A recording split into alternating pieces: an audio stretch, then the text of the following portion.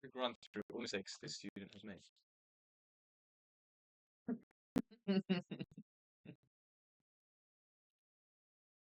Here's a quick run through. Here's a quick run through some very important mistakes that we need to iron out.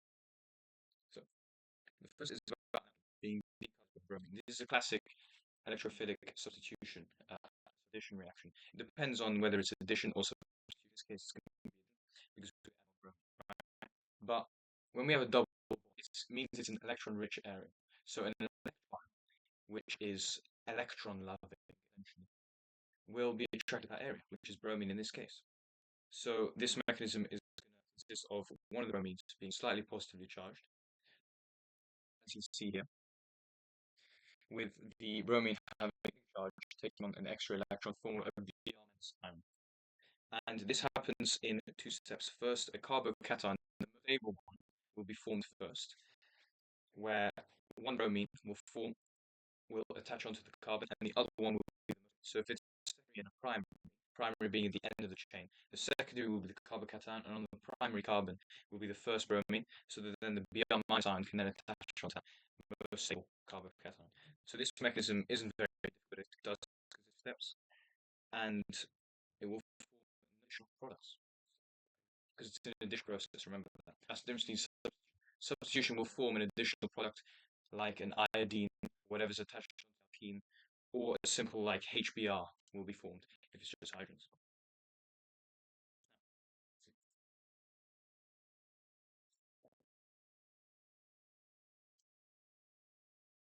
Some good attention as well, which is very good. This empirical formula. So they give you the percentage combined mass, and you have to split these into different categories. Divide them by motion. So it helps you get the improvement. From the empirical formula, you can then deduce the quantities or ratios of each element. So here we've clearly got N to O. However, to read the question, it does say water crystallization. So how do we get into water? Well, we can take the N2O12 and say, okay, Zn is going to be a 2 charge because it's a metal. So what anion will bind with it? The only thing that is plausible here is NO3, 2, in brackets, perfectly with 6H2O. Very good for the student.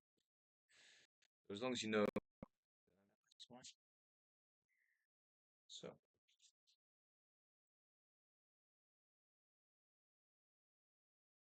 there we go. So using equation, explain the proportionation reaction that takes.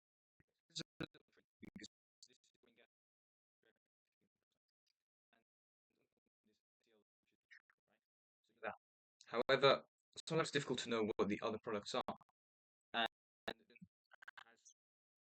was under the impression that NaOH to produce bleach and HCl. However, this reaction in solution will actually produce water because it's in solution and NaCl. So it's going to produce actually an ionic compound from this as well as bleach. And this is how this proportionation comes about. Cl2 plus NaOH, NaClO plus NaCl plus H. The explanation was very good actually, talking about the oxidation states from 0 to -1 and 0 to +1, but the reaction was slightly wrong. Those are the ones you just have to remember those. And lots of halide ions. That's pretty straightforward, to be honest. All you have to do is test for the presence of different ions in the compound. And from that, if you get the halide ion, for example, the range to find the number of carbons or of the other ions present. Could be a metal ion, anything. Right. Okay, so this is a tricky one. Here we give 25 barium hydroxide reacts with nitric acid, as in this equation. 25 centimeters cubed of 2 mol per dm cubed barium hydroxide, and 50 centimeters cubed of 2 mol per dm cubed.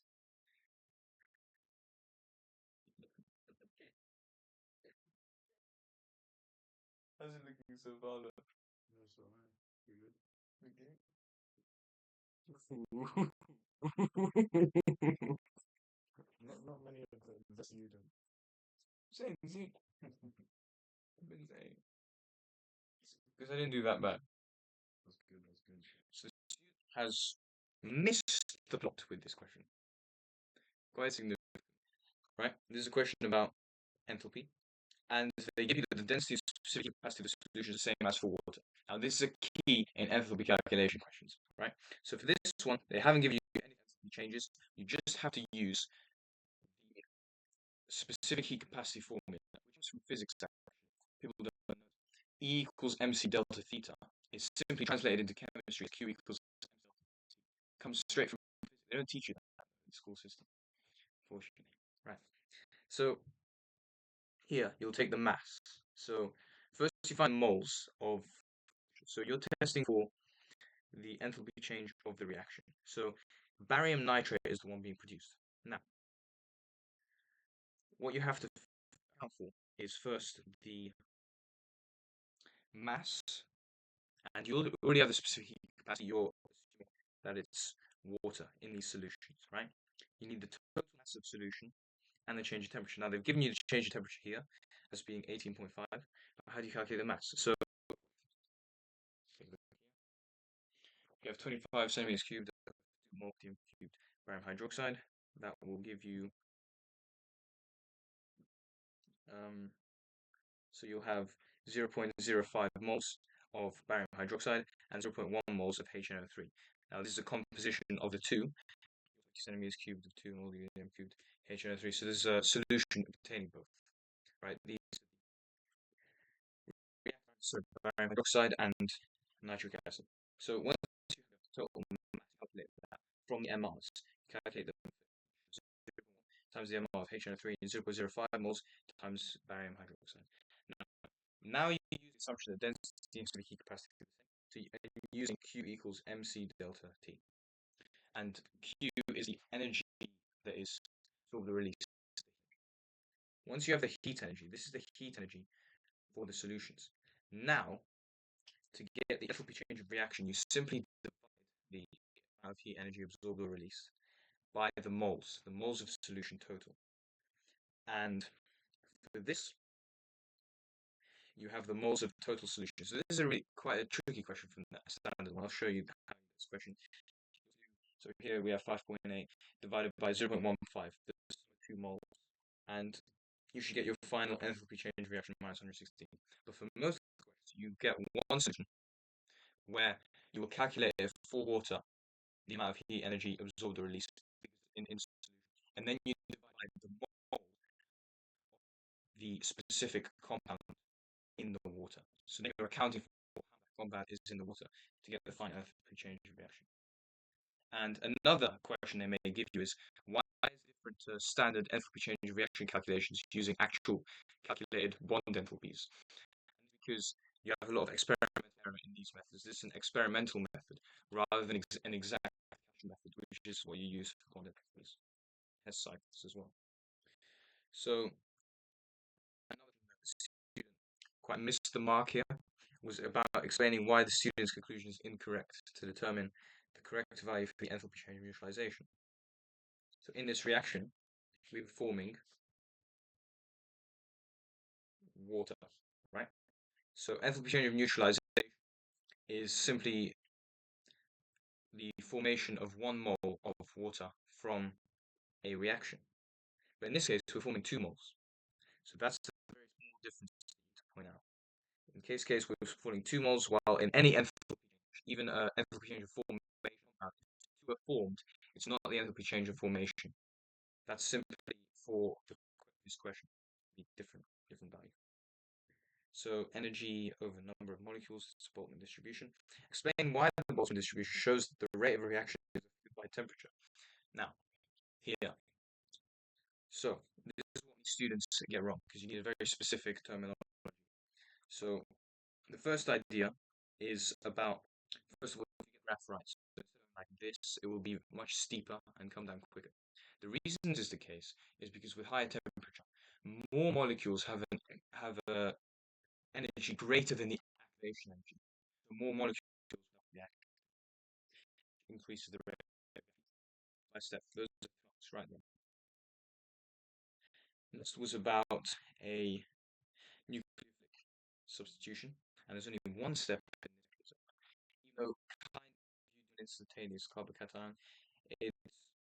It's not the same as like an electrophilic mechanism. So here you can see the student has step by right information you see out right now. So, and the final question on this one was about vapor.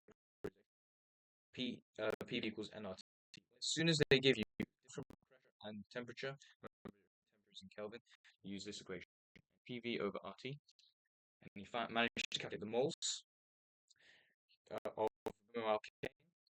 Once you get the moles, you can find the mass as well, mass divided by moles, MR. Subtract the halide, you get how many carbons will be C4H9Br. Now, so that's that. Rigorous effervescence as barium is more. One difference that the student would observe in the reaction of barium with water compared to the reaction of calcium with water. So yeah, perfect. Right here, assume that's right. And right here. So this was about minimum mass of sodium needed to produce 1 kilogram of titanium with a given reaction. So here, very simple process. You give a percentage yield, you always get the final production, which they'll give you. Divide that by the percentage yield to get the theoretical yield. So 1 kilogram divided by 0.2 theoretical yield. You use that in ingredients. The reactants here will consist, so you'll get the moles, put them into the reactants, use those, multiply them by, it'll be the MR, and you get them. Simple process. So, follow-up question: how titanium can be separated in mixture at room temperature? Now, this was missed. You need to say two steps very simply that first of all, the titanium will have to be dissolved in water. So you dissolve the titanium in water because so mixture of titanium and sodium chloride. So the titanium you add water so that the sodium chloride dissolves, and then you can extract titanium by filtering. Percentage by mass. This is the process. Here, exchange will allow the student to determine the percentage by mass of NaCl in this mixture. Adds an excess silver nitrate instead of silver nitrate solution instead of sodium sulfate. So you have to recognize what different products are forming. So with AgNO3 instead of Na2SO4, it would allow the student to determine this because AgCl, silver chloride, will be produced as a precipitate. So here, even though they say excess, it's actually a bit trickier. The student thought it was about limiting reagents, and no, this is a precipitate formation because they're talking about the specific solution. So precipitate of sodium chloride can be calculated from the moles of silver chloride. Okay, melting points, electrical conductivities. That's pretty straightforward. Now, this was a big question, and this was not so well accomplished. So, explain why chlorine is more reactive than iodine and determine the volume in dm cubed of seawater. Now, here, it is needed to manage 1 ton of iodine. Okay, so 1 ton of iodine, you have to use also any equations at your disposal. The concentration of potassium iodide is 0.15 grams per dm cubed. So first you get the mole 7.88. You have to get the equation right, first of all. So here's the ionic equation. Cl2 plus 2I minus goes to I2 plus 2Cl minus. So here chlorine is being reduced, gaining electrons. So iodine essentially as an oxidizing agent in this case. From this you will then get the moles. Get the moles of potassium iodide 7,880. Plug them in to find the final volume. It's different for every question. This specific question, good to go into. Chlorine is more electronegative, has a lower atomic radius, greater ability to accept electrons greater nuclear threshold. That is true. Right, so it's just about getting those calculations right, those equations right, and moving it into moles and into final product. Disproportionation, not too difficult. Nucleophilic substitution, similar process, forming. But nucleophile is only one step, remember. And this is a little tricky. So 2 bromopropane and 2 iodopropane are hydrolyzed. So the formula of the precipitate here, you have to specific. It says, and sometimes students don't do this. It says aqueous silver nitrate and ethanol. So from this we know that silver is going to be in the final precipitate because it's halides. Silver bromide and cream, silver iodide will form a yellow precipitate. Predict precipitate would form first and explain the difference. So the silver iodide precipitate will obviously form first. You have to state that immediately because that's what they want you to do first of all, and then say why. Just simply saying the CI bond is weaker than the CBr bond is enough, which includes hydrolysis. Explain the term enthalpy of combustion. Enthalpy change from the reactors to the products in a complete combustion reaction or burning completely in oxygen of 1 mole of substance. Remember that one, always important. And percentage uncertainty. Pay attention to the question in each temperature reading. He has got 2 temperature readings here, so you have to capture twice here, which may skew your percentage error value. Compared to, say, measuring the mass, you may only take 1 reading, or you could take 2. So taking more readings will actually increase the percentage uncertainty. Remember that. But if you have a larger range, greater mass, reduce the percentage uncertainty. Using 150 grams of water, mass will produce the same reaction. Temperature. Enthalpy change, average bond enthalpies. When you have average bond enthalpies, you have combustion here. So remember to draw the Hess cycle with arrows pointing because it's combusting is going downwards, it's forming that. So in this case, reactants minus what's here. Or you can do the addition of arrows, simple vectors. And then one of the last points, why the combustion values are different in terms of bonds broken and bonds formed. Well, energy is required to break the bonds in methoxymethane. If you look at bond enthalpies, that's why it's going to be different, because you have a different combination of the atoms, right? The energy released in bond forming is still going to be the same, though, because you're still forming the same combustion product. Make sure you know that. And these are summarism. Good. And finally, reason for solubility in water of a polymer. Remember, if the polymer has an alcohol group, it's not because of a dipole, it's because of a hydrogen bond that allows it to be soluble in water, which is also found in water. And these polymers can be combusted for fuel. Alright, so those are some key mistakes to make. Make sure you check out future videos about chemistry so you can